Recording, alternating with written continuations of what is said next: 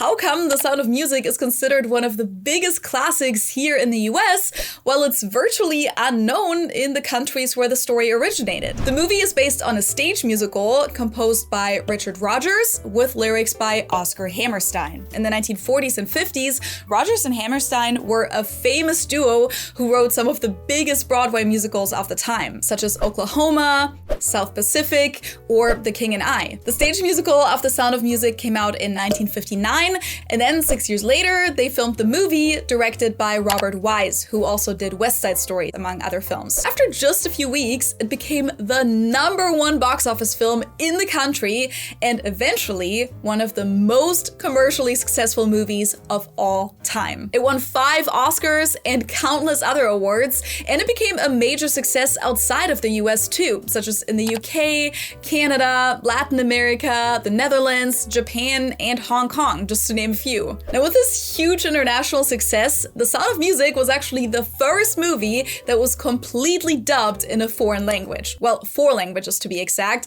one of them being German. So about 10 months after the US release, the movie finally hit the theaters in Germany and Austria under the name Meine Lieder, meine Träume, which translates to My Songs, My Dreams.